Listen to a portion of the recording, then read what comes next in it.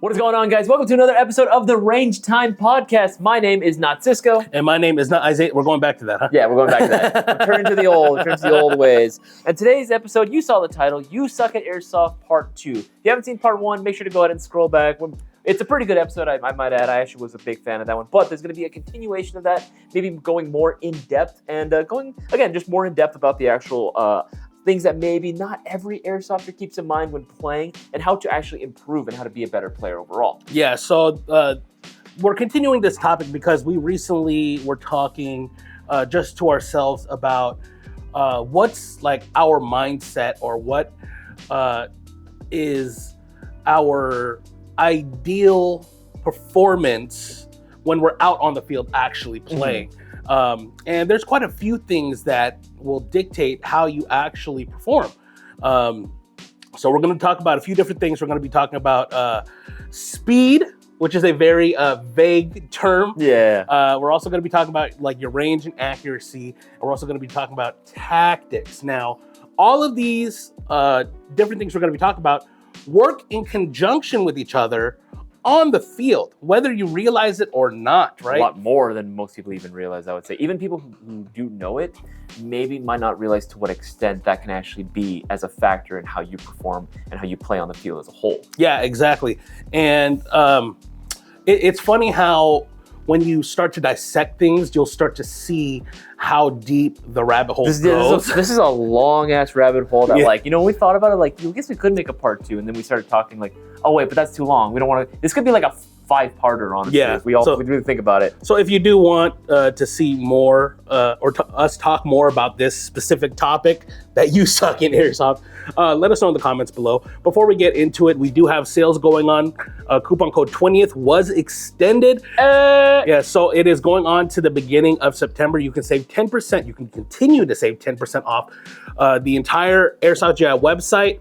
The only thing that coupon code doesn't work on is going to be mystery boxes and shocker deals. That's it. But we also have coupon code upgrade for all of your upgrade parts that you can save 20% off of those, and coupon code gear that will save you 20% on all the tactical gear and stuff. Not to mention, we also have plenty of shocker deals still available at airsoftgi.com right now. Yeah. So the reason we're talking about these like 4-ish specific subcategories today is because we think what Isaiah said a second ago, these are like the main contributing factors to how you perform on the airsoft field. Bear in mind, there are going to be a lot of these are subcategories. Within categories that are within even more categories. So just bear with us, right? We're going to try to explain it and streamline it as much as possible. But for the sake of this video, right, or this podcast, if you're watching right now, it's going to be the 4 biggest things, like Cisco said: speed, range, accuracy, and tactics, how you can improve upon them, and that's just the biggest thing, how you can improve upon them and how you can properly implement them to improve your airsoft game. But the first things first, I want to go ahead and talk about speed, right? That was the very first thing that we had mentioned. Yeah, because this is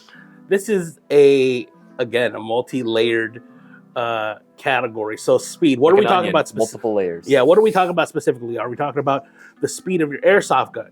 And in your airsoft gun, are you talking about the trigger response speed or the rate of fire speed? You could also be referring to the speed of the player itself, right? Yeah. That's another layer to this multifaceted onion. But I guess for the sake of this, right, for just streamlining, let's talk about the speed of the gun, right? Now, as far as, for the most, again, this is going to be a very blanket statement, and then you can chime in if you want and agree with me, disagree with me.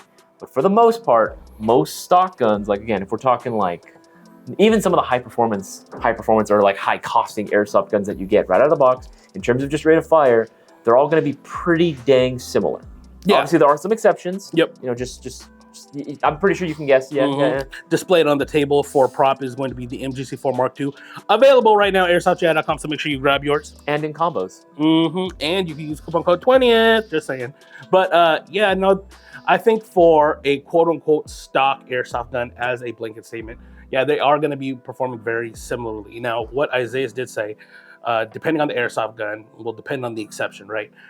When I think of a stock airsoft gun, I think of a gun that has a basic motor, no ETU or MOSFET, no active braking or any of that. Or if it is, it's a very primitive one. Yeah, it's just electricity regulation MOSFET. That's it. 1801 gear set.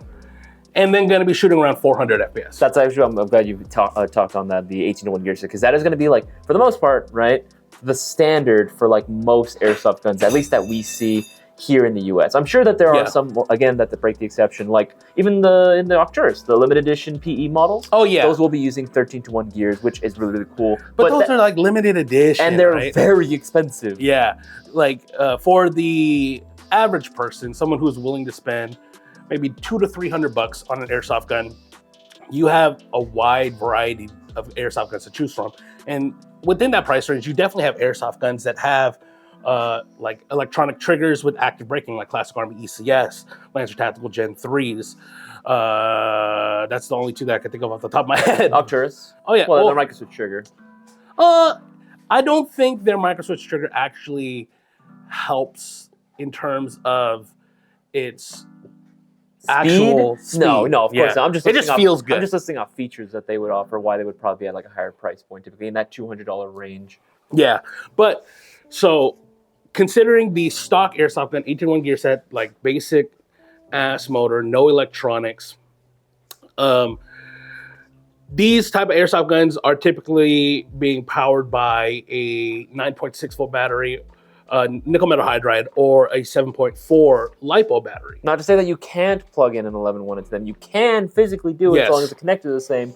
Whether or not you should, technically no. Some guns handle it a little bit better. Some guns are a little bit more like, will tank it a little better than others. Yeah. Generally, words with wise, just don't. I personally do because I don't care, right? Because I know I'm gonna like upgrade the internals anyway, so like whatever. But for most regular, whatever, you know. But like for regular players, like for the regular like common airsofter, I would suggest not. No, I suggest not as well, especially if it's your first airsoft gun. Like yes, dropping in a high voltage battery is going to increase your performance, but that's something that we're going to be diving into a little bit deeper. So just talking about like with that 9.6 volt battery, you are getting the bare minimum of getting started in airsoft. Now it's funny because the 9.6 volt nickel metal hydride battery is kind of the standard of batteries because it comes with a lot of guns out of the box now. Many of them will still come included with an 8.4. Yeah. And even then, nickel metal hydrate wasn't always the standard either. Remember you used to say that, was it nickel metal cadmium? I think, standard? way back in the day when the dinosaurs roamed. But, you know, for the most part now, right, when you get like any sort of like Gen 2 Lancer, for example, right, if it's going to be the standard models, they will come included with that exact battery and a basic wall charger, right? Now, with this, it's 600 milliamperage. Discharge rating is what, 15C? Yeah, I would say 15C. 15C? I'm not too sure about nickel metal hydrides. But in terms of just plugging it into like your stock gun, right, whether that be, again, just a standard Gen 2 or any other similar model, maybe spec note, whatever it may be, right? You plug that into a gun like that, very basic. What would you say is the like average, and I do mean average, rate of fire? I would say for me, it maybe be like 18? Honestly, I think 18 is pushing it. I'd think say anywhere from, on the very low end, I'd probably say like 12 to 16 rounds a second with a 9.6 volt battery. Now, 16 rounds a second is actually decent. It's not the greatest in the world. Oh, it's serviceable. The airsoft industry has been very spoiled because manufacturers are catching on. They know that customers want better performance out of the box, so they're doing their part to put better quality parts in their airsoft gun, right? But out of a stock airsoft gun, you can expect around 15 beeps a second with the 9.6 volt battery. And so it's very hard to determine the speed of trigger response because it is a microsecond. Yeah. Like even if it's very snappy, it's still within a fraction of a second. And even then I find that like if you have a trigger that's been like tuned a little bit, like again, so it's less of a pull compared to other models, even if it has the same response as another gun, because it has a shorter trigger pull overall, it feels. Yeah, I get that. It feels like it's faster, which I completely understand because it's a physical response to what is happening when you pull the trigger because the distance of the trigger is shorter, right? But the gun itself isn't actually shooting faster, which is kind of like a mind trick, if you will, an illusion, right? But I would say, I don't even know how to gauge it. Maybe like literally 1/2 of a second, maybe even a little bit more, like 0.5 to I wouldn't say 0.7. 0.7 is actually really long from when you pull the trigger to it actually firing. Yeah. I'd say 0.5 seconds is about accurate of trigger response out of a stock airsoft gun. I guess the biggest thing, like what for our audience that are watching, right? Why we're going into such detail, but like, why does this matter, right? Why does this affect them? Well, it's important to know, and I think we talked about it a little bit in the last episode as well. We talked a little bit about knowing what your gun is capable of, right? And that's sort of like one of the biggest takeaways from this information we just put out is know what your airsoft gun is capable of in terms of speed. This actually can be very, very helpful, right? But like you said, right, it might just be 0.5 of a second where it takes for you to go out and from pulling the trigger down to it actually shooting. That could mean like the difference, all the difference in the world when you're fighting against someone who only takes 0.25 of a second for it to go ahead and pull, and then for it to actually go. For it to Absolutely, shoot. It's literally that split second difference that can give you an edge on the field. Now, in terms of rate of fire, most fields don't really allow full auto anymore. If your field does allow full auto, lucky for you. It's something like Wildlands does allow for burst fire. If you obviously run an LMG, they'll say maybe half second burst, which I always used to like it when they did 1 second burst, but I guess because I'm not gonna say I was the one that caused the rule to be changed, but I think it was me that ended up getting the rule changed. But regardless, how fast is your LMG shooting? Rounds per second.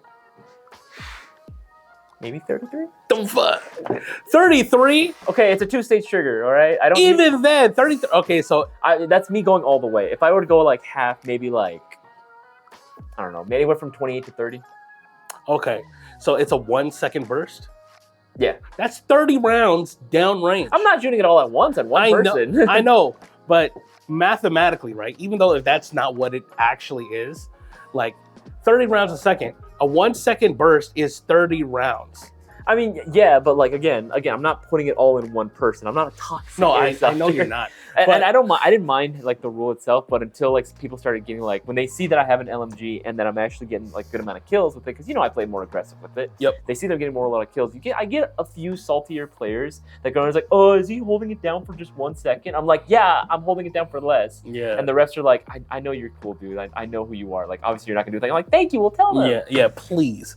That's hilarious. I mean, it's just one of those things, right? That will have some regulation. Like back when we started airsoft, full auto was allowed with every gun. I don't even remember when that was like. I must have been playing with refs that were pretty strict about like semi only. Oh, really? Because even Justin would say like, yeah, no, when he was playing airsoft, full auto was allowed, which is crazy to me. But yeah, like some fields will say like if you have a MOSFET that has the capacity to be programmed for burst fire, then you are allowed to do it, but only if it's like pistol caliber.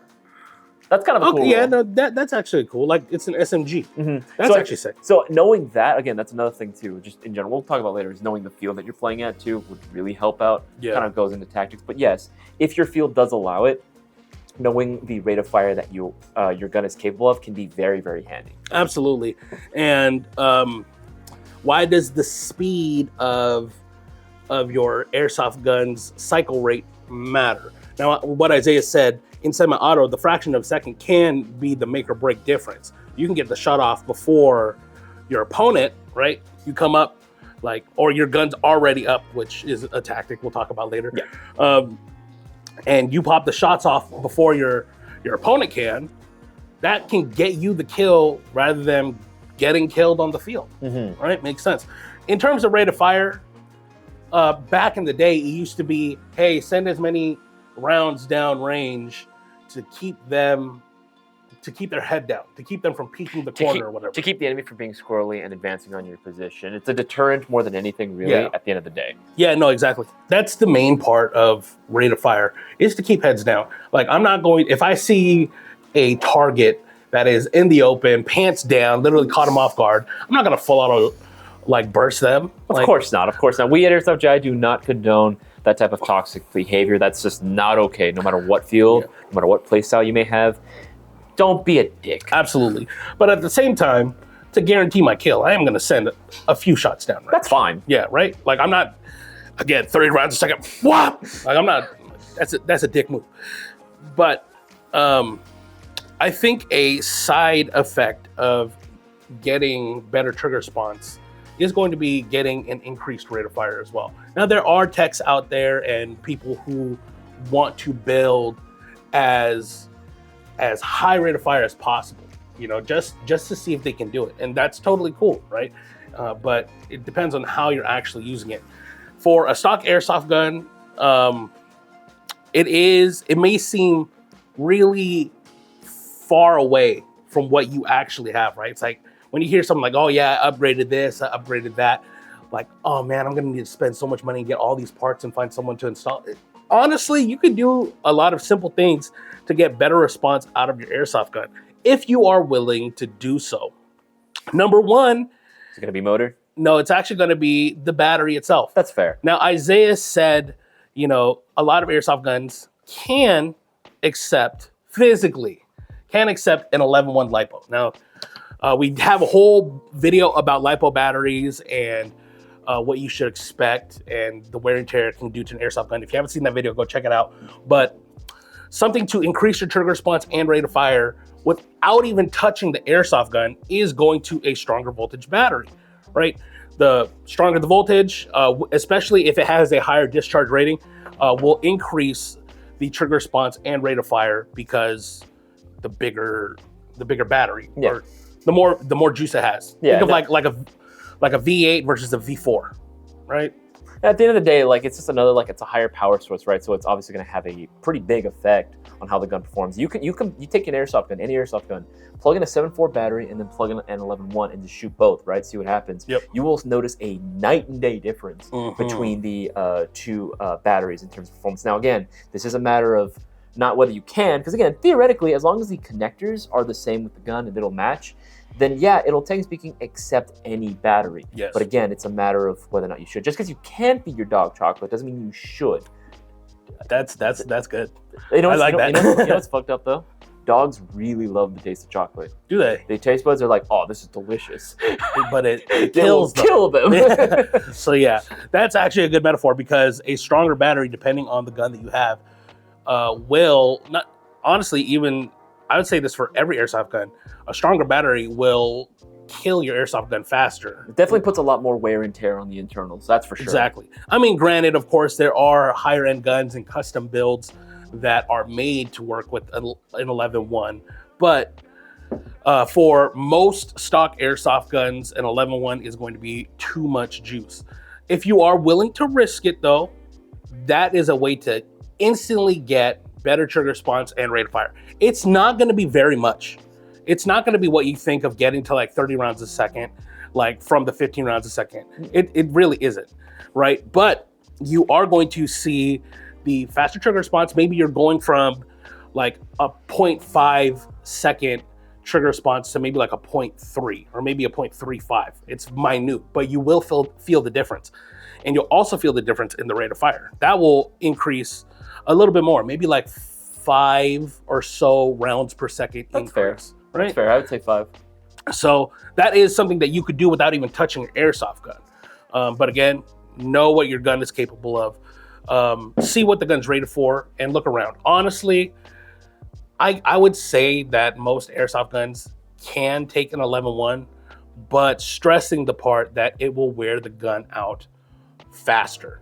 Okay. It's not even a matter of like if, it's a matter of just when something breaks at that point. Exactly. So if you do plan on using an 11.1 LiPo on a stock airsoft gun, keep in mind that you know that this is going to break the gun sooner than later. Okay. Now, what else could you do to increase the trigger response and rate of fire? This is where we get into the upgrades of the airsoft gun. I think I already guessed it, right? The motor. The motor is going to be the next part. With an 18-1 gear set, you can find a motor that will definitely increase your trigger response or rate of fire.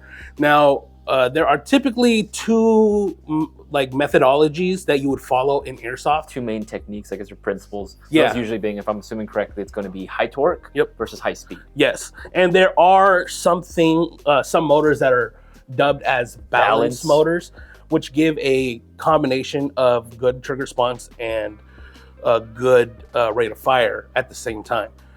And those are actually the motors that I typically recommend. Now, just to clarify, in airsoft, they are mainly just considered high torque motors. But depending on the TPA, the wraps of the coils, how many times it's wrapped will dictate how much torque it actually has, right? So that is something that is being more looked at in airsoft nowadays compared to in previous years. Now, what you see out of motors is going to be the revolutions per minute, I believe. Now you'll see 25K, 30K, 45K on the motor. That's 25,000, 30,000, 40,000 revolutions per minute of the motor. Now, the higher the revolutions per minute, the lower the torque typically is. Torque equates to power. That's kind of the best way I can go at it. Yeah, torque equates to strength. Revolutions equates to speed, right? So expect the higher revolutions per minute you go on a motor, the faster cycle rate of fire your gun is going to have. That's sort of like the big trade-off at the end of the day, right? The higher the speed is, right, or the higher the revolutions, yeah, the gun is going to be shooting faster and faster and faster, but there is a trade-off with that as well. The trigger response is going to significantly slow down as well. Well, yeah, or not only slow down, but like the trigger response may be comparable to the stock airsoft gun. Honestly, you'll still see a increased performance. But even then, there is a limit to how fast you can go, I would say, like on a stock gun, if you're just swapping out the motor, right? Because even then, if your gun is shooting, let's say, 400 FPS, right? It needs that extra power to go ahead and pull that spring back. Exactly. That's another thing that I was going to get into. If you're going for a high-speed motor, you typically want to do a standard ratio gear set of 18-to-1 gear set, 18-to-1 ratio gear set. The reason you want to do this is because it distributes the stress from the spring more evenly. It distributes it better across the gear set versus going with a high-speed gear set. That's going to add more stress to each individual tooth of the gear set, right? So because of this, going for an 18-to-1 gear set and a higher RPM motor gives you that faster rate of fire. But again, the trigger response isn't as great. Now, the other side of the spectrum, say you go for a lower RPM, right? Say you go for the 25K. That's a motor that I honestly recommend to everybody. Just because it's what is considered a balance motor, where because it's stronger, the trigger response on it is snappy. It has the muscle to pull the piston back and spring back as many times as it needs to. Quickly, right? But because it's so strong, it can actually cycle the gear set efficiently as well, which will increase your rate of fire in turn, right? But there is a caveat to that. That doesn't mean the stronger you go, the faster your gear set will go as well, right? Think of like a lot of the high-end, I'm sure you guys might have seen these out there. If not, they exist. There's some of these like really cool high-end like custom DMRs that exist. I'm pretty sure you've built a few in the past as well. I have one as well, my Scar, right? Like, yeah, it is a freaking torquey ass motor, right? Oh, yes. This thing can like, that trigger response is insane. Yep. But the problem is, my gun's only built for semi. The minute you, like, I have to put a screw in mine so that way oh, really? Yeah, because I have the selector that can go full auto, right? Rules and everything. If you slip it to full auto, that shit's slow as fuck. Oh no, absolutely. And that's the other side of the coin. Yeah, right. Like the more strength, the heavier the spring that can be pulled back with the motor. I mean, it's supposed to be a balance. You're supposed to have a stronger motor to give you the torque to pull back a piston for a high FPS build. That was the old methodology when building your airsoft gun. High rate of fire, high FPS.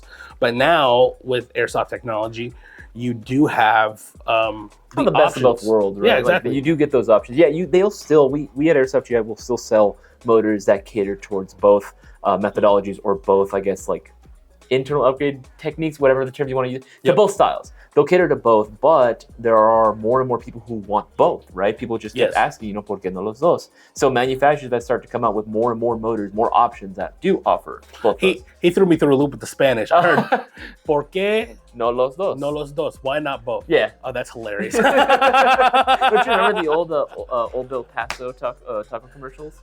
It was these taco shells, right? And there's like, everyone always wanted to ask when it comes to tacos, hard shell or soft shell? And this little girl goes, "Okay, no los dos." Yeah. And then she's like celebrated as a hero. Now they sell both in the That's hilarious. That's mad funny.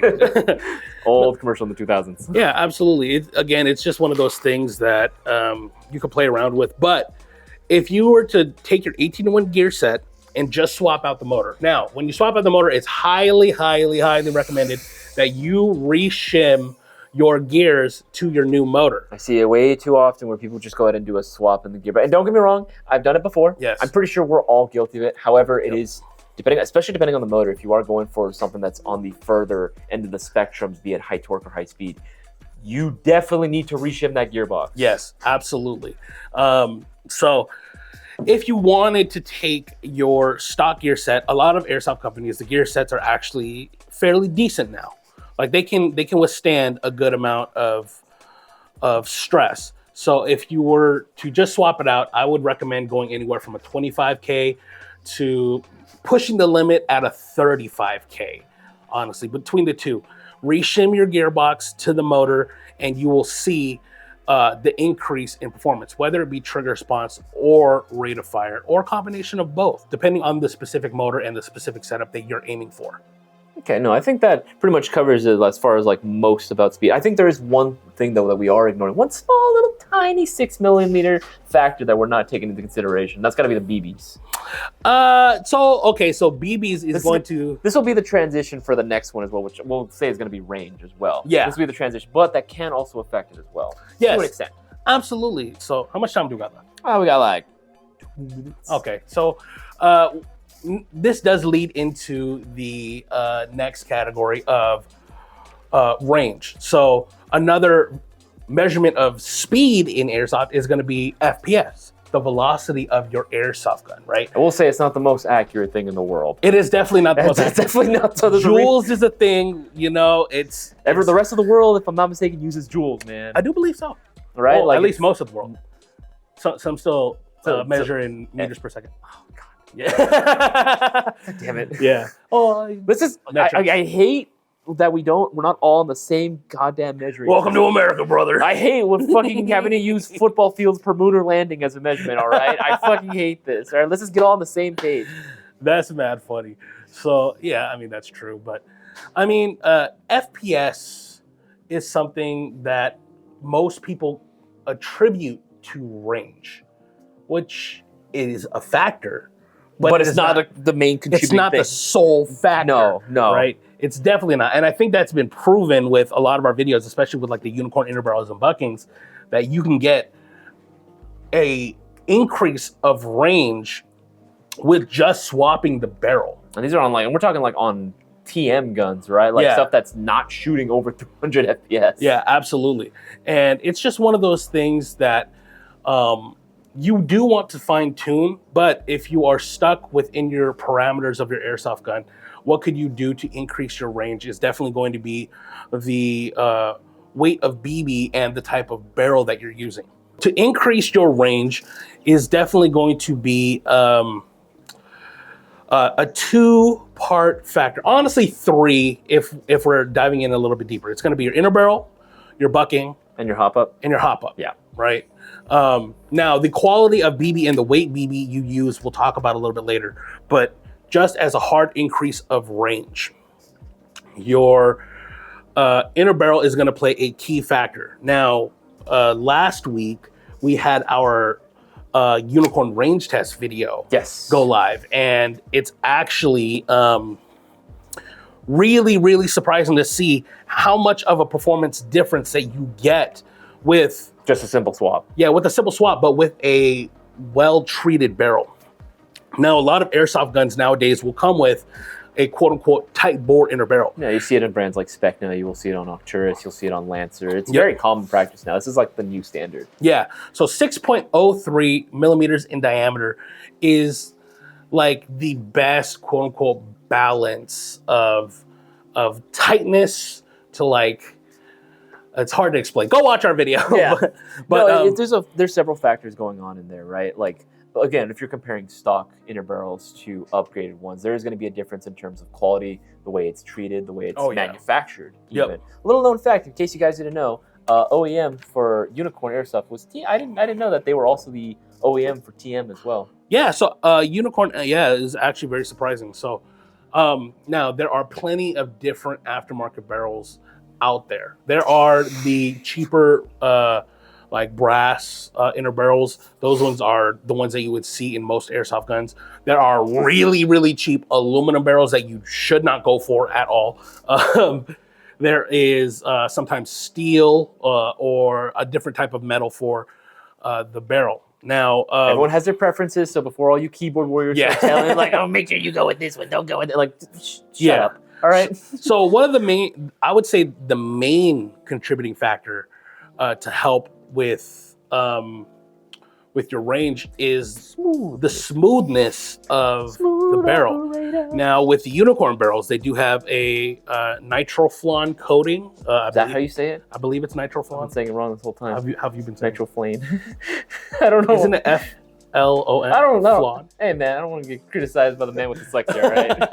I don't know, but yeah, it's the coating. So they have a very, very smooth coating that they add when they are treating their inner barrels, and this matters because the BB does bounce inside the barrel. When you apply hop, once it leaves, it's gonna bounce around.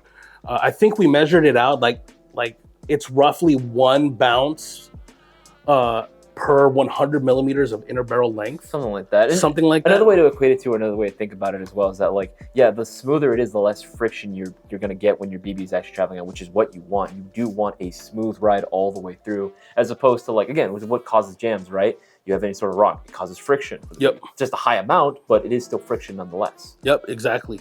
And another thing that attributes to the range is going to be the hop up, the backspin of the BB.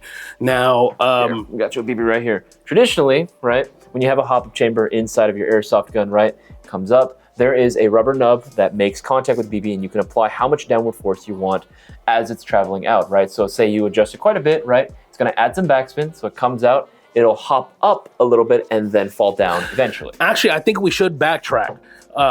So before even considering getting an upgrade in your inner barrel and bucking and hop up unit, test your airsoft gun with its stock configuration. Absolutely. Test it with 0.20 gram BBs. Adjust the hop up, see how it performs. Or 2.5 if you're outdoor. Yeah. I don't know, just rule it. Well, honestly, I was going to say, then go up in weight. Go to 0.25 and then maybe a 3.0. Find a good balance of range for you. Obviously, the heavier the weight of the BB, typically in a blanket statement, the less range you have. That's the less overall range, I guess we should go ahead and say. Yeah, that's exactly. Generally, right? Because again, it is a heavier weight. It does require more adjustment from the hop up in order to apply hop. Yep. But it's a heavier weight. It's going to come down a little bit sooner. Again, that's a general blanket term. That has nothing to do with effective range. Oh no, yeah, absolutely. So, and again, we have to stress blanket because we do know about joules. We know about polar stars and gas blowbacks and how the joule energy can mean. Trust me, guys, we're not. Range. We've been doing this for 20 years. We know that there's so many things that go on into this. But again, it's for everyone that's just has no idea what we're talking about. We're just barely, they're just barely dipping their toes in the pool, right? Exactly. Just getting adjusted to the water. So yeah, that is just a general statement. The higher the weight of BB, the less FPS you have, right? So typically when you're increasing the weight of BB, you are trying to find a balance of accuracy and range, right? Because with the heavier weight BB, it's not as affected by wind as the lighter weight. Because the heavier weight, it's a little bit more resistance. It can fly on a straighter path. It's a little bit more true to what you're actually trying to aim for. But like you said, the inverse of that is, a lighter BB has maybe not be the most accurate thing in the world, but right? Especially outdoors, but it'll go far, It can shoot far. No, that is 100% a true statement. You can get a lightweight BB to shoot far, but accurately. Yeah. So again, test your airsoft gun. Adjust your hop-up unit. I've said it before. Isaiah has said it before. I'll say it again. 0.20 gram BBs is the standard of BB. Nothing below. Nothing below. Nothing below. And make sure you get a reputable brand. Shop at Airsoft GI for all your BB needs. Absolutely. And then test it from there. Now, if you do see you are lacking in range, or the range isn't what you would want or find appealing, or your accuracy is not as good as well, then consider going for the upgrade. Now, go for the inner barrel and bucking first. Don't immediately swap out your hop-up unit. In fact, a lot of times, dare I say, I don't usually recommend changing it out. There, I said it. I know it seems like a hot statement. Oh my goodness, Isaiah, why? Why wouldn't you recommend the max hop chamber? Because it's a freaking CNC hop chamber, and you need to tune it in order to get to work. So it's annoying. Yeah. But everyone somehow thinks that like just by swapping out the CNC hop chamber, like that's it, you're golden, you're set. I'm not saying it's bad. The CNC hop chamber or any sort of like max hop chamber or anything like constructed of metal, like Max, yeah, they're gonna be great. They work great, but you have to tune it for that. You're gonna need to adjust things for the air nozzle. Otherwise, you get a lot of feeding problems. Yeah, you can run into a lot of issues if you do not like configure your airsoft gun properly. So, the best way to just test your accuracy and range, keep the stock hop-up unit, and then swap out your inner barrel. Swap out your inner barrel and your bucking. Again, these are the two main contributing things for your range and accuracy. Now, again, we've been pushing unicorn inner barrel. We've been talking about it a lot. And I mentioned earlier that we did our range test video on them because of the value that these barrels and buckings have. Don't get us wrong. Like there are plenty of brands like you mentioned earlier that are great and that we sell at Airsoft GI, which you can also use coupon code UPGRADE to go ahead and save on that. But also, on those as well. But again, it really ultimately comes down to the value, which is why we, you might be sick of us talking about it, but we're going to keep talking about it because damn it, man, the results are there. Honestly, they deserve all the recognition. Yeah, dude. The guy that owns Unicorn, What's his name again? I believe it's Wang. Uh-huh. Yeah, he's a very big stickler on sourcing the right materials, doing the treatment process, and making sure like everything is pristine. I mean, when you OEM for TM, you got it, man. Absolutely. Honestly, that's facts. And it's proven in the testing that we've done on and off screen. When we first got these in, I put them into gas blowback pistols, regular AEGs. You put them in everything. Yeah, and we tested the hell out of them. And it is like such a great value, considering that a high-end airsoft barrel from a company like PDI or Prometheus, Laylac, PDI, man. right, or EDGI or any of those other quote-unquote high-end airsoft barrels are going to be retailing for $60 to $90. 90 is what I've used. Just for the barrel itself. Just for the barrel itself, right? But with the Unicorn barrels, you get the coated barrel, the nitroflon coated barrel, the bucking, and the hop-up nub, all in one package. For this one is the 370 millimeter. I think that was going for like 40 something. But there are some that go 40, 50 bucks. They start at $30. Yeah, it's such a crazy upgrade that you can get for a relatively low cost that dramatically improves your performance. Now, you might be asking yourself, like, why is this important as far as like range? Well, if you couldn't figure it out, right, like you're going to be engaging targets that are at a certain range. Having more range than another player is definitely going to give you the advantage in terms of a firefight, right? If you are engaging someone that might be a little bit further out than maybe most stock airsoft guns could actually achieve, and you have an upgrade one, or you're able to, snag, let's say, a unicorn inner barrel, swap that out and get the upgrades needed, yeah, you're definitely going to have the edge, and you're going to be able to go and come on top more often than not, because you don't need to get as close to the enemy in order to actually pick them off. You can literally just stay behind cover, you see them there, okay, it's across the map, and you can shoot, and it's done. Yep, absolutely. That's your play style too, actually. Yeah. But not only that, this upgrading your inner barrel and bucking also goes into accuracy as well. Now, when people think about range and accuracy, they think of it as the like same synonymous, thing. Yeah, but it's really not. Range is the distance the BB travels. Accuracy is the grouping of the BBs at a set distance. Like, think of it this way. You can hit your target, or you can shoot very far, but can it hit the target that you intended to at that range? Exactly, right?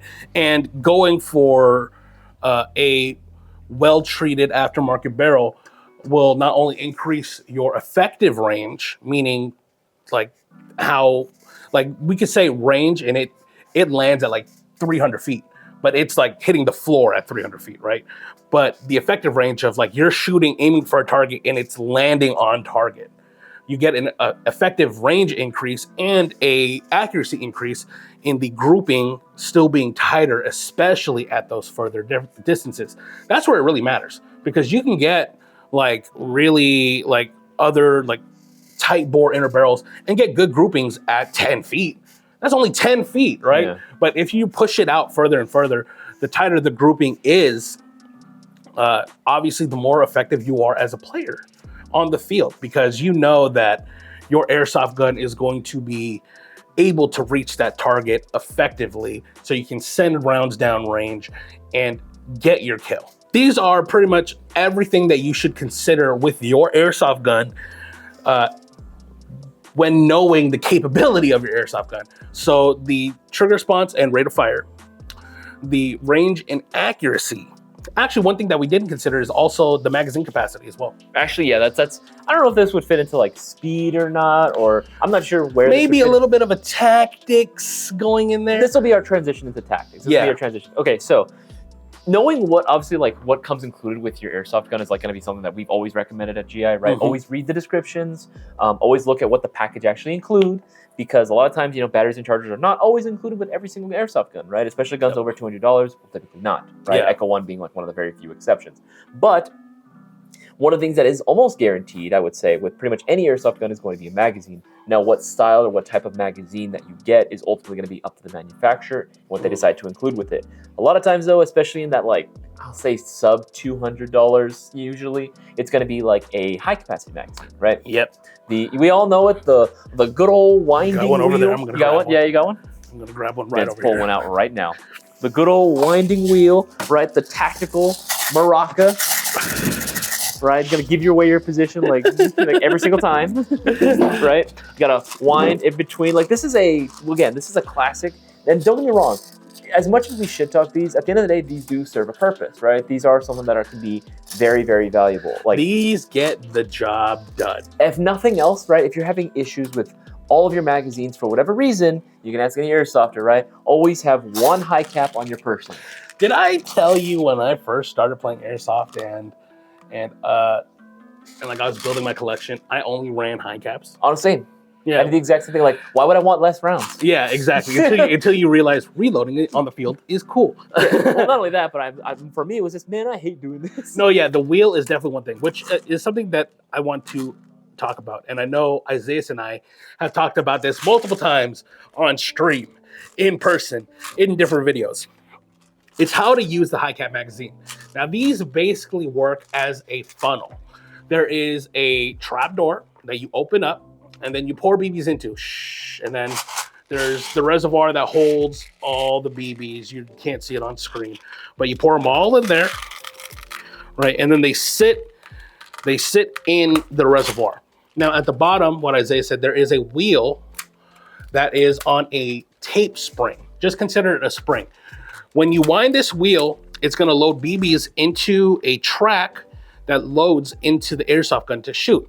A lot of people will think they just wind the wheel until they see BBs come through the top and they think they're done.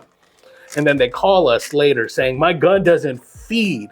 And then we talk about, okay, how, like going through the process with them, and we found out that they didn't continue to wind the wheel. The biggest like giveaway is like, all right, how much did you wind the mid cap, or how much did you wind the high cap? And they're like, wind what? Wind what? And I'm like, oh no. Yeah, exactly. So once you see BBs come to the top of the magazine through the track, you continue to spin this wheel. Just continue to spin it. Now, I don't know if you can catch it on the microphone, but you'll hear the clicking, and then you'll hear a louder, definite click.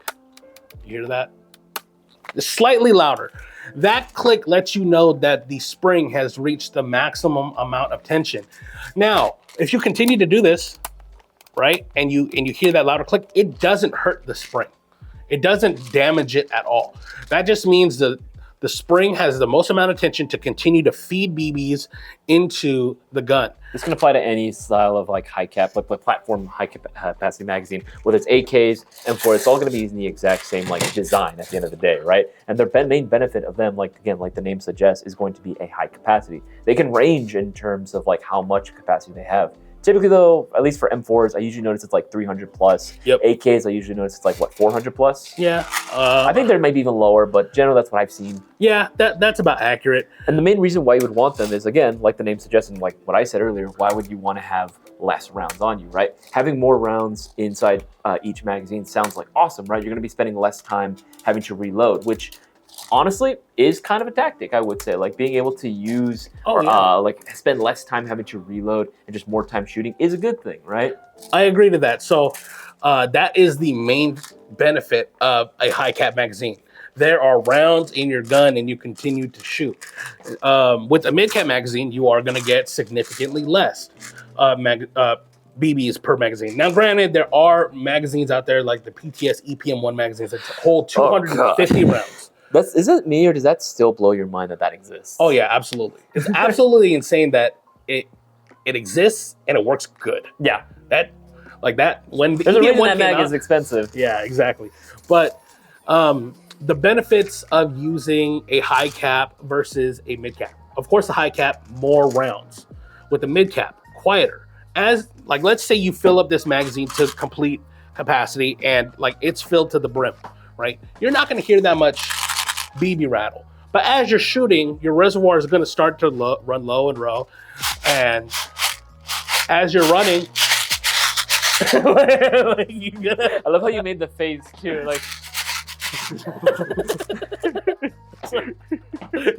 It's gonna turn into the Morocco, like I said. I like how I did a rhythm too. I was like, keep it. Hey. But yeah, you're gonna hear that sound versus a mid-cap magazine. As you shoot out rounds, you barely hear it. In the airsoft gun on the field, you don't hear that rattle.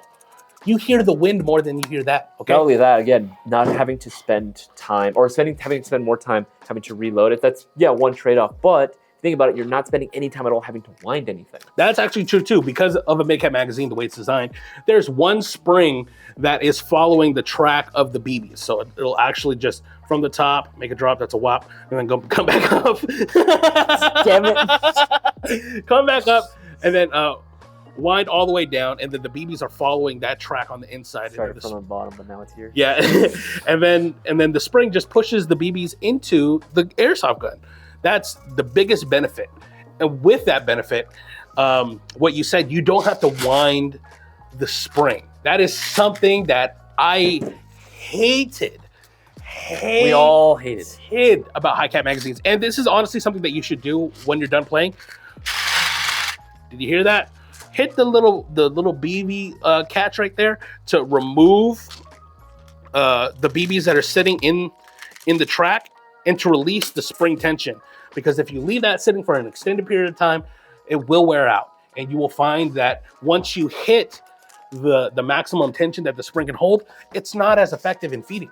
Yeah, no, that actually kind of leads into the next point, which is going to be knowing how many BBs each mag actually can hold. Yes, and keeping track of it. Yeah. Now, granted, I would say it's much more important to count your BBs if you're running a gas blowback system. Or, pistol or rifle, doesn't matter. Just gas blowback system. Because they are using significantly less rounds than magazines. That is real capacity. Well, some of them slightly more. Yeah. But if you think of a gas blowback pistol, let's just take the high cap, for instance. Sure. Holds 31 rounds. That's almost 10 rounds more than an extended magazine for a 2011, right? But that's still 30 rounds that you have to shoot per magazine. You carry 3 magazines on person. That's 90 rounds.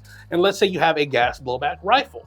Let's say it holds 40 rounds. 40 rounds, and you carry 4 magazines. What's 4 times 40? 4 times 40? That's one. It's 16, 0, 160. No. 4, 8, 12, 6. Yeah, 160. Quick math. I was like, dude, don't ask me to do math right now. For a gas blowback system, that's 1 mid-cap magazine, roughly, right? So it is very important for when you're running a gas blowback system to be counting your shots. It's a little bit easier to do, I would say, on a high capacity magazine because again, you kind of know after a while, right? The initial kind of windups are gonna make the magazine feed fairly well. Yep. But the closer you get to the last 50, you are gonna notice that it's okay, it might be skipping a little bit. Oh yeah. You don't really know for sure. There's not as much rattle. It's not as much rattle. It's what's going on here, right? Yep. And for mid-cap magazines, it's a little difficult to tell. Especially if you are running a Stanag style magazine that doesn't have any window cuts or anything to help you identify how many BBs. Like this Lancer Tactical high speed magazine has a window. Oh yeah, appreciate you. Has a window. Tilt it. There you go. Has a window where you could see the BBs. Now at that point on the high speed magazine, this is about I want to say 50-ish shots. Okay. Give or take. for the bottom of this window. So if you see the follower at the bottom of the window, you'll know, okay, I am running quite low compared to... I'm in danger. Yeah, I'm in danger. I should probably reload, right? So at least with this type of magazine, there's a little bit of an indicator that can help you out versus again, like a regular Stanag mid-cap magazine that doesn't have any window indicator. It's what I do, because I have a lot of magazines that don't have BB windows, is I kind of just give a rough estimate of the shots that I take. Whenever I engage people, I'm normally going to be sending like 10 to 20 rounds downrange, give or take. And I use that as my personal rough estimate on how to gauge how many shots I have remaining. So if I run like a 120 round mid-cap magazine, I engaged 5 times on the field. Let's just do 5 times 20. That's 100. I'll have maybe about 20 BBs left in the magazine. It's probably time for you to change your magazine. Now, this is personal preference. Yeah, I kind of differ with that a little bit, actually. I'll usually run my mags completely dry. Same. That's honestly same. But it depends on the situation, right? Like, let's say you're playing a scenario and you just got done on the field. You know you have roughly 20 BBs left in your magazine. You get killed, you go back to spawn. The players that are at spawn that are walking back and like, hey, okay, hurry up, we're about to go rush the main HQ or whatever. Do you want to go into that with only 20 rounds in the magazine? I looked this man dead in the eye and said, with not a shred of doubt in my mind, yes. That's a brave man right there. For me... Brave? I'm talking stupid, man. Anyway. For me, I will do a tactical reload just to make sure that I'm topped off. Of course. That I don't have to worry about that, right? But at the same time, it's being conscious of how much you're shooting, right? Especially if you're like me that carries like 8+ magazines on the field. Like especially if I'm like front line trying to do something, I don't give a flying F. I'm just... No, I get that, right? Like in the heat of a firefight, right? You can forget. And for me personally, I'll keep that in mind. Like if I know that's last 20, right? That was a good number. Yeah. If I know I'm at generally like my last 20-ish roughly BBs inside of my magazine, I'm going to make sure that I'm still shooting, but I'm not going to move from this general spot. I might move slowly, but I'm going to move in areas that I can quickly come back to cover. Yeah. So that way, when I'm changing my magazines, if I'm taking fire, I'll at least have cover. I'm not going to run out in the middle of the open, shoot knowing I have less BBs, not unless I know, okay, I'm just doing this just to scare the enemy from popping their heads up, and I'm trying to reach an objective. Like I'm trying to capture a flag. I'm trying to get to a bomb. I'm trying to like move to a VIP or whatever it may be. I'm moving towards cover. And I might do that, but generally speaking, if I have an option between going out in the open and it's a pretty long distance, I only have 20 BBs, or versus staying in that covered area, I'm gonna stay there. I'm not gonna be an idiot. Once I change mags, then I might move up. That's what I was about to say. I was like, if I know that I need to go somewhere and I know how many BBs why am I even gonna risk that? Like I do like running my mags dry, but at the same time, if I need to, screw that. And yes, I don't want to. And in a situation, yeah, if I can remember that, I'll like, all right, let me change up to a full mag. But I do that from time to time where I'm like, okay, I can get there pretty quickly. I'll keep the 20. I'll just keep running it. You want what's funny? This plays more into tactics, keeping mental check on your BBs, because there have been plenty of times where I'm not paying attention and I'm in the middle of like moving to somewhere, and I'm like, doof, doof, doof, doof. What the hell? Speed reload that. And I gotta say, even though it's not ideal, like you got caught with your pants down in the middle of a gunfight, it's cool as hell when you can speed reload. Just like doing one of these, and then just inserting a mag, just getting back on it. Like it's cool as hell. And it's funny because like I've seen people like after I do it, they're like, I don't care what anybody says. I don't care that was cool as fuck. That was the coolest. That was the most operator thing I saw all day. Yeah, like, and it's definitely depending on your mentality of going out to the field and what you're actually expecting. Because honestly, I do understand your preference when it comes to milsim. Because when you are playing milsim, especially the milsim West events, where they give you like 100 rounds. It really depends. Yeah. Some events you might get lucky and be like, oh, here's 1,000 rounds. Here's 200 rounds. Yeah. Here's 100 rounds. Yeah, like here's 4. I got 4 BBs last time. What the heck? They gave me 4. See, like that right there is actually really, really nutty because you have to be very aware of what you're able to do, especially with an AEG. You guys know that, at least most of you guys know, when you have a standard AEG, there's about like 3 to 4 BBs that get held up between the top of the magazine and the hop-up unit and the chamber of the hop-up unit, right? If you only got 4 BBs, you might be able to squeeze 1 shot out of your airsoft gun, unless you have the extended follower that allows you to feed every single round. Granted, that was a very like rare case when that happened, but it did happen. It had more to do with the fact, like the story that was going on. It was supposed to be a very, very impoverished state at that moment, right? Like the country was 4 rounds. I got 4. I'm not joking. As soon as I got the 4, I said, "Can I get a little more?" Like, all right, just for you. Give me 1 more BB. That's I couldn't help but laugh. It was just such a big F you. I was like, wow, dude. Hilarious. I couldn't help but laugh. I would be heated. I literally told the guy, I was like, wow, freaking, the country's going through some real rough times. Like, oh, dude, you wouldn't believe. You don't even know. Shut up, man. You're the one handing out these BBs, bro. What are you talking about? But no, in that situation, yes. Like, I try to make use of every single BB. Yeah. I don't want to have to eject magazine and then waste BBs that can be coming out. Now, obviously, that's when, like, again, something like a max hopper chamber would be very helpful. Yes. That is when, do I care enough about it? Or does that happen enough or frequently enough for me to care and have to make the investment in it? No. Okay. Right? But generally speaking, I try to use everything inside of my magazine because I like to re-index my magazines. I don't run a dump pouch. I very rarely will run a dump pouch. So I don't want to get like forget, be like, oh yeah, I got an extra, oh yeah, right, I'm out. Right? I don't want to do that. I get that. I know there's a lot of methodology about running a dump pouch, right? Yeah. For expended magazines or just having something to be able to, like a pouch to carry something, like an objective or something off the field. For me, I do run dump pouches to hold my expended magazines. And once a magazine for me goes into the dump pouch, I'm not reaching for it until I am reloading magazines. That's my current methodology because I don't want to have to, because when I play, I do run a battle belt and a chest rig or a plate carrier. And I go to my belt first to reload because that's the fastest I can move my arm versus having to, do one of those index from the chest going upward. I'm able to, especially the way I have my magazines positioned, I could drop my magazine on the floor and immediately go into an insert of the magazine into the gun. And as I am playing, if there's ever a lull in the game, what I'll do is I'll start moving magazines over. I'll take magazines from my chest rig or plate carrier and start moving them onto my belt. So I have my first line, quote unquote, to be able to speed reload from. And then I have whatever magazines are left on my chest rig.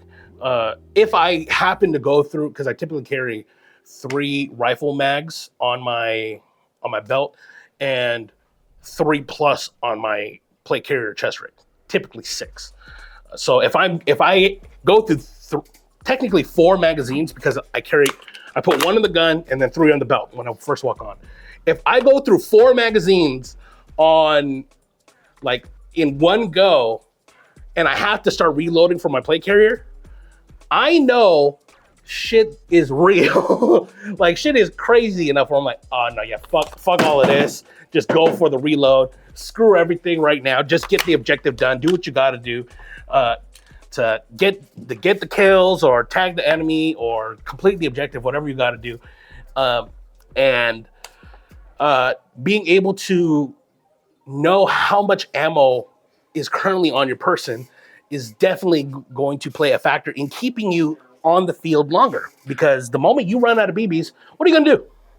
Actually, that's another question that I had in general when it came to, for players, and again, you guys can let us know down in the comment section as well, but this is something for you, and I wanted to ask Bossman this, but I completely forgot, because I know he likes to do the method where it's like, okay, he knows he's low, he's not going to wait till, he's out, he's going to go in and just swap the magazine right then and there. I do kind of disagree with that a little bit, just from my personal experience, because here's the why. You keep doing that over and over again to all your magazines. What? So now you're going to be, now that you're down to, the game's still on, let's assume it's a very long game, you still have all your magazines that have just a little bit left. One, you have to keep track of how many are left per each magazine. because it might not be the same for every single magazine. You might have a general idea, but it's not the same, right? It's I get what not you're 100% going. Not only that, but now you're having to spend more time only shooting a little bit and having to spend more time reloading when you could have just emptied the magazine from the first time, reload once, and then that was it. So that's definitely playing the longer game, for sure. Like that's like considering like burning through all your full capacity magazines, or if you're constantly doing that, honestly, I don't think that's a good habit. I only do that when I am planning on going into a firefight that I know I'm going to need ammo immediately for. Okay. And going for a reload is a waste of time in that situation. I guess again, it just might just be the fact that I'm coming from like a Milsim I get that experience, right? And I'm thinking like, no, I gotta use all these. I don't want to spend time. No, I completely get that. So actually, what I do. So let me clarify on why I do the tactical reload. So tac reload is supposed to be, hey, I still have rounds in this magazine, but I want to top off to be safe.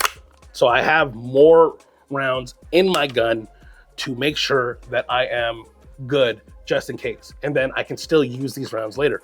What I actually do is I'll take the furthest magazine, the last magazine that I'm going to reload with, and I'll tac reload with that magazine and put the magazine that still has a small amount of BBs in the last magazine pouch.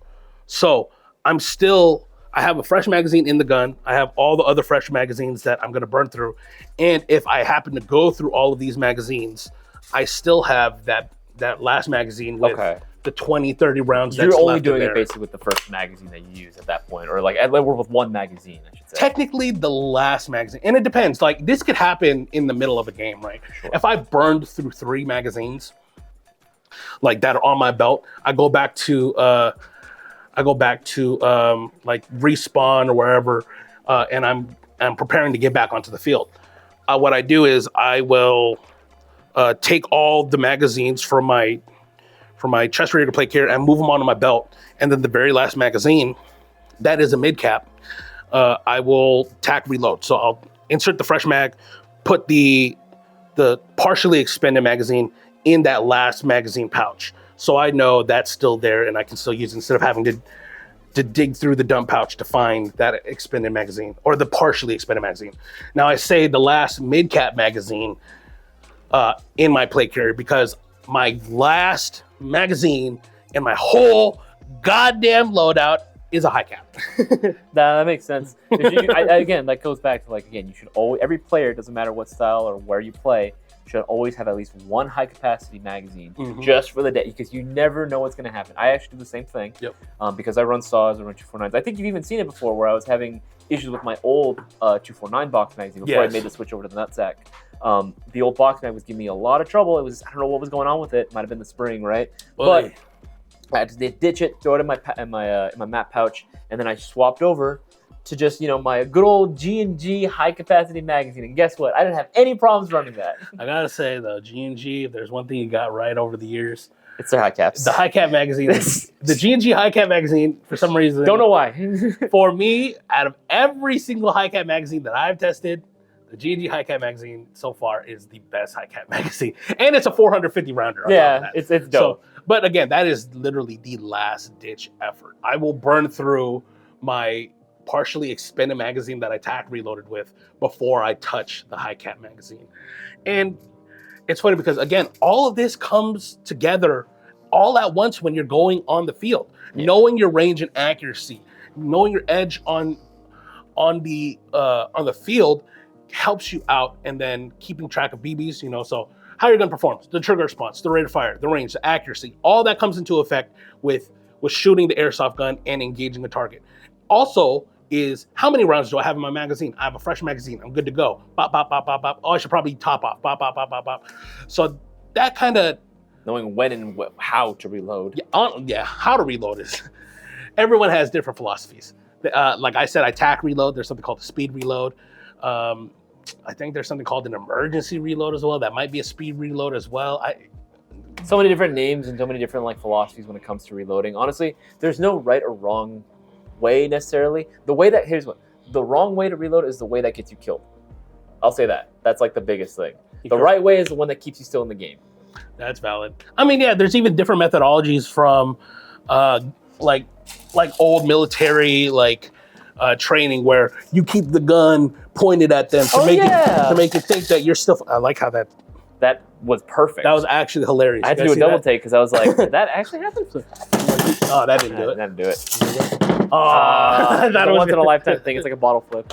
I'm glad we got it on camera. Right, you keep the gun pointed at the enemy to make it think like you're still shooting at them. But then, like the tact reload, what I typically do to re-index, right, and the speed reload. Right. It's so satisfying to watch. I know we're making a lot of noise for the microphones, so I apologize to all you headphone users. But yeah, there's definitely different methodologies on how to reload. But I think we covered pretty much everything when it comes to your actual airsoft gun. Yeah, at this point, it all just boils down to now just your tactics as an airsoft player. Because just because you have a solid gun doesn't mean that you're a solid player. You can have the best gun in the world. At the end of the day, if you suck at airsoft, you suck at airsoft. You could, again, there's a reason why it doesn't matter what gun or weapon you give John Wick. He is effective with it, right? That's why he's so dangerous. Not the guns he uses. Yeah. Him. You give him 6 bullets. It's how he uses it. That's actually facts. And I've said it time and time again. It's always skill over equipment for me. Like if you have the skills to get the job done, you'll get the job done with skills to pay the bills with whatever you have. And there are a few tactics that I typically will recommend to people when they are playing for the first time. Just things to keep in mind when they're on the field. What would you say is like your go-to tactic or tip to recommend to players, like regarding play specifically? If you want time, I can go first. Or if you remember it. No, so I'd say the first thing that I will recommend to people, which I think is important all over, is going to be keeping your head on the swivel. Being situationally aware of what's going on around you. It's very easy, even for myself and for most people, to get in tunnel vision. When you're on the field, you have the objective ringing in your head. Like, I need to secure the bomb. I need to XYZ this objective, right? It's so easy to be like, okay, I'm at point A. Enemies are forward of me, typically, one side of the field, the other side. And I need to move. There have been plenty of times where I was so fixated and get stuck in tunnel vision where the enemy is flanking and I didn't know it. But it happened right next to me, and I could have stopped it. Yeah, I could have been the one to stop it or prevent it from happening if I were to have been paying attention a little bit more to what was going on around me. That is the first thing that I recommend. And again, it is something that is a little bit difficult to get out of because naturally you're going to want to do this. It's a high stress moment, right? When you are doing something very stressful, you're hyper fixated on the thing that's causing you stress and not the fly buzzing around in the back, right? So it's one of those things, it's just like, okay, just keep tabs on everything. Make sure you turn your head, look around as you're moving, just to make sure you're just aware of what's going on. And also keeping somewhat track of where your teammates are and where the enemy is. That's the first thing that I would recommend. Okay. What about you, Isaiah? Generally, there are again, I guess it depends on the person that I'm recommending it to. But if we're talking about just a fresh player, right, never played before, see, this is interesting because how often do you play Airsoft? Oh, I play video games. Oh, that's it. Because a lot of people will think, oh, that's so cool. Like they'll think of either paintball or playing like their favorite FPS game or some type of movie that they love, like action movie that they love, and there's a lot of movies out there that will give you a quote unquote tactic. Like, oh, that was really smart. That would be really effective in a real world scenario. And it's like the base layer of of the tactic. It's like verbatim what it is in text, but not in application. So let's consider that the person you're talking to only knows video games and movies. Yeah. In that situation, I usually would say maybe have 2 pieces of advice, right? Number one, and this one actually does come, I actually started learning this from video games way back in the day, right? Because I used to suck a lot, especially at FPS games. I still kind of suck. I still suck. But I've actually been able to improve a lot. I used to be huge into the Battlefield 4 scene. Like I was Oh, really? big into that, right? Like I'm a bad company too, man. not respectable. Way back. That was my first. Oh, was it really? Yeah. That's hilarious. But when it came to the video games and even into Airsoft, I noticed it transitioned very well. Was a lot of times, you have the sprint option. Yes. Okay, usually in FPS games, you have the sprint option. You would just run up to get your objective faster. But it's a lot slower when you try to go from running to like being able to ADS. Yeah. Like, because you can have the gun up, you just stop running and stop moving, and the gun will just go here in neutral position. Yeah. But being able to ADS takes a little bit longer. Just having your gun kind of already up at like kind of like the ready up position, Yes. right? That is going to help out a lot, and it's going to cut down the amount of time it takes for you to go from like moving to actually being able to like pop up ADS and shoot. Absolutely. That's one thing that I see a lot of newer players like not doing is they'll just run up, right? Go ahead and demonstrate for us. Like they do a lot of the, right? Which, I get, especially younger kids, right? Like the gun is going to be almost as big as they are, right? Right?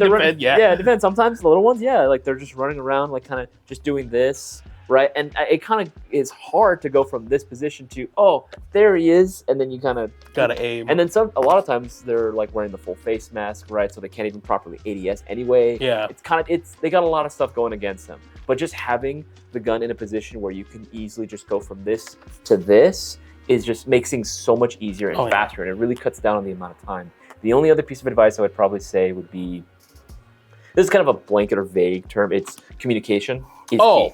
Being able to communicate, doesn't matter how skilled individual players are on one team versus how not skilled one team can be that they're playing against, right? Like the team that may not have the most skill but can communicate effectively will always have the edge over the one player, because all it takes is a few guys to be like, hey, he's moving over here, right? And because that one player, no matter how good he may be, he's not communicating with his team, you have the edge over them. Yeah, you literally called him out to the rest of your team, and if your team is listening, in a perfect world they all now have attention of that player. I can't count the amount of times that like we've been able to go against like really like as a team, right? I'm gonna toot my own horn here.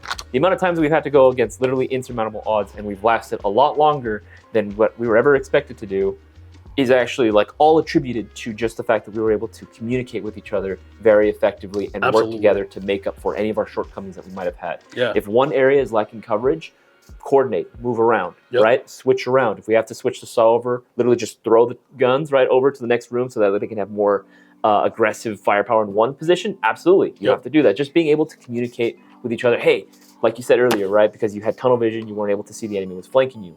Being able to communicate to that to the rest of your team. You might not be the one that stops them. You might get killed trying to stop them. But because you brought that to the attention of the rest of the team, everyone now knows, oh, fuck, right? And they're all going to transition over and try to cover up for that blind spot. Exactly. And that's actually definitely one of those top things that goes into the tactics of playing Airsoft that make you and your team more effective. So when you were saying like, when players are keeping their gun down or they're walking around like this, whatever, I do understand that.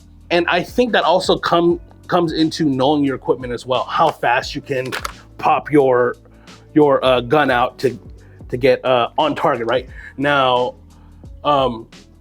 in a perfect world, like in FPS games, we're constantly doing this, where everywhere we look is going to be where the barrel looks, right?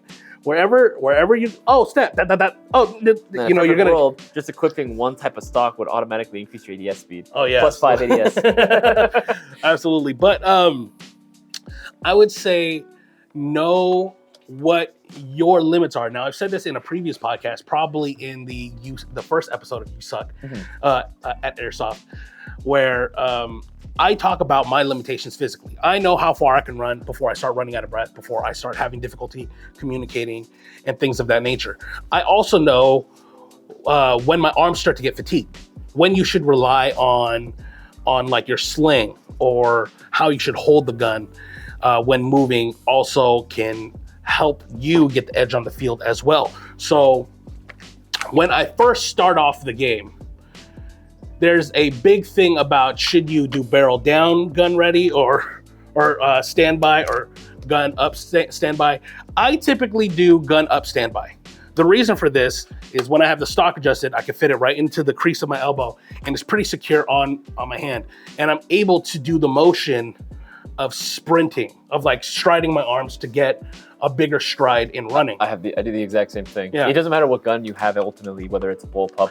If anything, I feel like with a bullpup, it actually would be a lot easier because just the way Actually, yeah, valid. right? Yeah, all the weight would be towards the rear. Yeah. Versus I used to run like this, and it's a little bit more restrictive. You are having to work both your arms and your torso around the airsoft gun to maneuver, versus having it isolated in one spot, having your torso and both arms moving individually. You have a little bit more movement there. And then I think it's a matter of execution on when to have the barrel up. Obviously, if you're running forward and teammates are all the way around you, you're good to be just at a high ready or a low ready, right? But if you're going into a unclear building, would you walk in like, hey, what's going on? Hey, what's going on, guys? Of course not. Of course not. It's better have your gun already like aiming into the corner. This is pieing the corner, by the way, like especially at a doorway. You're just slowly peeking around, not sticking your gun inside the goddamn door window. That's a good way to tell everybody you are here. Hey guys, I'm right here. Shoot me. Yeah, but being on the outside, just slowly walking around the corner. Literally like you're pieing. You're literally going in. Taking slice by slice of the room. Like you're slowly clearing it, right? So as you're going through it, you're scanning up, down, next step, scanning up, down, until you go all the way around and you've cleared the room. That's actually the next tactic that I would recommend on how to pie the corner. Because, there's a lot of guys that still don't know. I mean, granted, again, this is not us giving criticism to anyone. Like, we're not experts on any of this. The reason I sigh is because before I knew how to pie the corner, I was the guy to immediately run into the building, not check the entire room that I'm running. I just full sprint. Now, granted, there have been plenty of times where I catch the enemy with their pants down. They're not expecting me to run in, and I run in right past them into the next room or into the hallway. And they're like, what the heck? My head was always in the right spot, right? Because I was always like checking when I went in. But the problem was, as a kid, right when I was starting, my gun was definitely down here like this, because I was trying to make sure that they didn't see my gun, right? Because I heard, hey, keep your gun back so they don't see you coming in, right? You saying that brought me flashbacks. But I remember doing this constantly, even when I was checking. So I'd like do the head, like, is anyone in here? Yeah. Yeah. See, that is like I'll do that too, honestly. Like even nowadays, I still do that. I'm like, there's probably nobody in here. Oh well then, that was wrong. But yeah, in that type of situation, it's good to have your gun up, because even if you are pieing the corner correctly, you're taking it step by step, going slow, working as fast as possible, but as effective. Balance of speed and effectiveness, yada yada, this and that. Even if you're pieing the corner, there's still the possibility that you get shot as you're pieing the corner. It's not a guarantee. No, it's definitely not a guarantee. There have been plenty of times where I'm pieing a corner and the guy dips out and then goes back in. I'm like, if the enemy player has like a really good position, he's got a really great angle, right? Yeah. And he's in a spot where you can't easily see him immediately. Oh yeah. Yeah, someone's gonna die. Especially if the field is very well decorated, like US Airsoft World. Ooh. They had like countertops for the stores. They had like a bed. They had actual merchandise on the store. Yeah, that was funny. But like they were like buildings or rooms that had like a bed and a it's desk low lit too, so and it's like not a file cabinet. It's not like everything's perfectly bright, so you can some of it was pitch black in the middle of the day. It was pitch black. I was like, there's a reason why RGK screamed when you got knifed. Calling you out, man. That was hilarious. I really wish I was there to see that, because that mess was funny. I heard that on the field. I was like, because RGK likes to knife people too. Yeah, karma, taste of your medicine. But yeah, so those are a few tactics that I would recommend to a lot of people. Honestly, that's just the tip of the iceberg. Not even scratching the surface. Honestly, this is a major rabbit hole that we can like go on. And if you guys want that, let us know in the comments too. Make sure to go ahead and give this podcast a thumbs up, and let us know in the comments if you want to go ahead and see potentially a part tres of this. A part tres. Hey yo! Oh my goodness! Mom said it's my turn to use the last brain cell. That's so bad funny. Yeah, let us know if you want us to continue this topic. Honestly, I think there's a lot to dive in and talk about. Again, we barely scratched the surface. I will say though, I think we did cover a lot about your airsoft gun and learning about its potential, being able to utilize or not its potential, learning about its capabilities currently, and knowing its potential when upgrading. Right? I think we did cover that very well. But if there's something that we missed, let us know in the comments below as well. We would love to answer your questions and help you guys out a little bit more. That's what we're here for. We're here to keep you guys entertained and informed, and allow you to make better educated purchases when upgrading your airsoft gun and improving your airsoft game. Speaking of educated purchases, make sure to go on and check out Airsoft GI for all your airsoft goodies. We have several coupons that are available right now. Coupon code 20th has been extended, so make sure to go ahead and use that. You can get up to 20% off everything online that you see. 10% off, up to 10% off, my apologies. Up to 10% off everything in store. Again, if you want to go ahead and apply it towards maybe a new Mayo Gang M64 Mark II. Yes, absolutely. Baby. If you want to go ahead and maybe get some new upgrade components like this Unicorn Type 4 inner barrel, you can go ahead and use coupon code UPGRADE to get up to 20% off all upgrade components, right? We also have coupon code GEAR to get up to 20% off all tactical gear orders you place as well. Every order that you place at Airsoft GI direct sports channel keeps the cameras rolling. My name has been Isaiah. My name is Cisco. There's been another episode of the Range Talk podcast, or yes, Range Time podcast. Range Time podcast. I forgot where we were from. Range Talk, Range Time, whatever it is. We'll see you guys in the next one. Take it easy, guys. Honestly, I think the next podcast we should definitely talk about more tactics and tactical gear. I would love to do so. All right.